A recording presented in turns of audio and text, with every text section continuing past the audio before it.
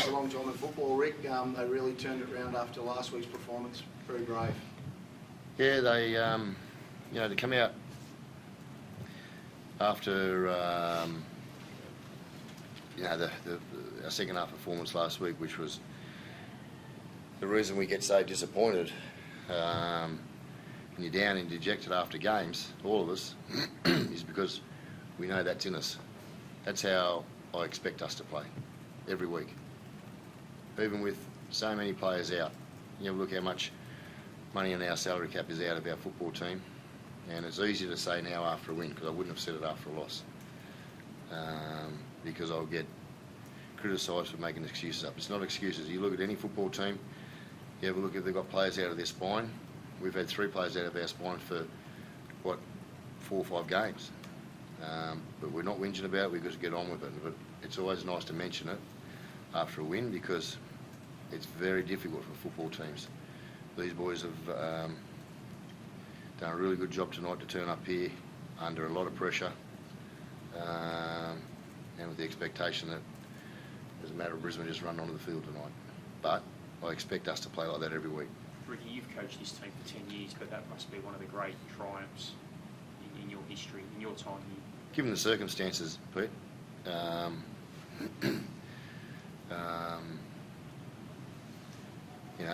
Joey Taps with Kirsten in labour, and I'm not too sure where she's at in regards to her labour, but he couldn't make the trip with us. Situation with Jack, Nick, Rapper's been out, he's only just got back in. Xavier's been out all year, losing Daniel Levi. It's just disruptions really hurt you. And Jared's been here for the 10 years I've coached, and I'm sure you see it the same way. Those sort of tough wins can bond you, but it's not. You can't just leave it here now. We've got to do it again. Jordan Rapinoe was at his best tonight. Ricky was just in everything. Just his courage and his determination. What about his performance, and how is he? Well, Jared, he was on the field with him, so. Yeah, I said it there after the game. I thought Rapper was one of our best, and every game I've played with Rapper, he's given 110% for the jersey. That's all he's done his whole career. It's the sort of player he is. He could not do a whole pre-season, and you just give him a footy jersey and a ball, and he'll go for you. And tonight was no different, mate. And I think Stick went down and Smell went down and seen him. He's a little bit groggy, but I think he's okay as far as I know. He'll be out next week. Yeah. But it was an accident. I feel sorry for Marty Tapau, but it was an accident. He didn't mean to do that. He came in he was looking for Geordie there earlier, spoke to his parents, which was really nice of him. But it was an unfortunate collision, and those accidents happen in these games. So you hope he's not suspended, Rick, obviously. Marty Tapau, he's clear. I hope he's not suspended. But to be honest, at the moment, we're clamping down a lot on the high shots again, and I understand that. But what's sneaking back into the game is a number of players are laying down again and staying down, and I don't blame them either, because that's what the interpretations allow. Do you think this team forward's been confused with, particularly because they're a bit more clumsy than the outside backs? Say that again, mate. So can you understand players being confused with their tackle technique? Because I spoke to Martin out on the field.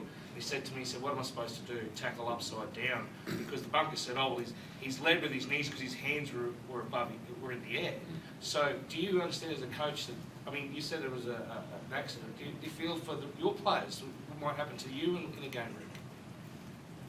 I reckon, I don't want to put a number on it, but you have a look at so many incidents on high shots where it comes up off the shoulder, accidentally clips the head. It doesn't hurt the player. It doesn't hurt, but it's a penalty. And if you get the penalty, it eases so much pressure, especially coming out of your end. So I understand why players want to lay down and let the referee have a look at the screen, or whoever's in the box have a look at the screen, however the interpretations are now. I don't want to create headlines over it, but it's creeping back in again, because yes, and I understand, I agree with the NRL trying to look after players, I really do, but it's a It's a very fast sport with high intensity, and so much collision that you're going to get a lot of accidents like that, and that's what we're seeing. So what's the solution, Rick? Like how do we minimise these occurrences? You can't minimise the accidents. And I don't think there's a lot of intent nowadays to. I know Hudson got Ricky high there when he's swinging his arm around, but that's not intent. That's just in the speed of the game, the reaction, the high intensity, the duress and the fatigue they're under. That happens. It's not intentional. It's an accident. But I mean, the Rick guys laying down though, sometimes obviously try and milk penalties. How do we avoid that? I don't know, Pete. I don't know, but it's creeping back in again. Well, I feel it is. So I might be wrong, but. I'm Ricky, watching our games. obviously there's a lot. Jack Watt didn't trouble with you, but you've made it very clear at the Raiders that you want to try and keep him with a 4-year offer. How confident are you guys that you are going to keep him, and where is that at?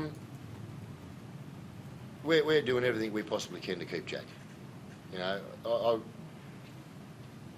Jared, myself, there's so many players. We've got a very special relationship as a squad of players. I've got a very special relationship with Jack from a coaching point of view. We're doing everything to keep Jack. We want to keep Jack. He's a Raider.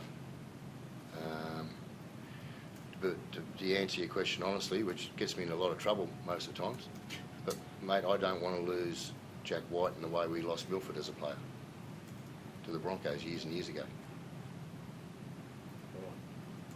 What about Corey Horsburgh, Ricky, with the way he's playing?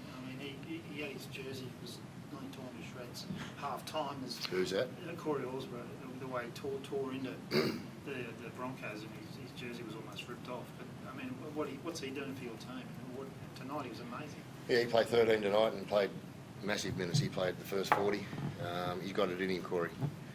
He's had a little bit of disruption over the last 2 or 3 seasons from a pre-season point of view. He had a shoulder problem 3 years ago into a leg problem, so he hadn't been able to get a full pre-season in, and he needed it. This year he's in rehab a little bit more, a little bit again, but he was able to run because it was just coming through a shoulder rehab. Corey with good condition, he gets a lot of minutes out, and that was seen there tonight. He's in good nick at the moment, and he's an exceptional football player, Corey, and he's, we all know he's an emotional big bugger, and that's why I love him. We love the emotion, but when he cools and plays calm, he's even a better player, and he was good tonight. But again, we're not getting excited about it. We've only won 2 games, but we need to make that our standard.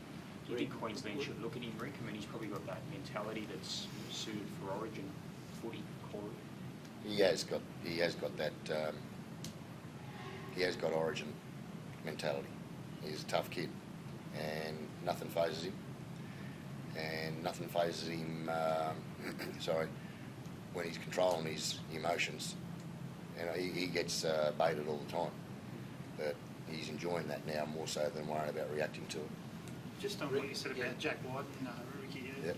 You said when you lost Milford to the Broncos, do you think the Dolphins are the ones that are most likely to be in the picture? Yeah, 100%. Do you think you'd be confident though that you can keep him? You guys have laid your cards on the table. You've made an offer. It's there. Yeah, It's no, not we being put an done. offer there. That's up to Jack and his management now.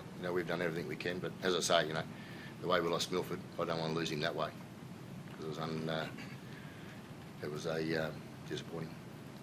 Thank you. Before you go, Rick, can I ask about this bloke here? Mr. Jamal Fogarty. Well, he just said to me he didn't know why he's coming down here because he doesn't get that question asked to me. Yeah, well, that's just saying. Well, I want to ask you about him because Jamal Fogarty told me on the field that during the pressure times, this guy kept everyone calm and collected. Is that what you guys have lost in recent weeks, not having him out there? Mate, the players, we sat down and had a meeting on Monday. When we played last week, Saturday, Sunday, Jared was playing Cup, and the boys asked him if they wanted to pick Jared. And bringing Jared back was always going to be give us great enthusiasm and energy because all the players love playing with Jared.